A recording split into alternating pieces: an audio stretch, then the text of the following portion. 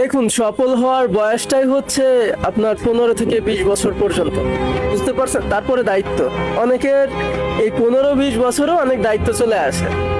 তো সারাদিন টিকটক ফেসবুকে স্ক্রল ডাউন করে কি হবে ভাইয়া?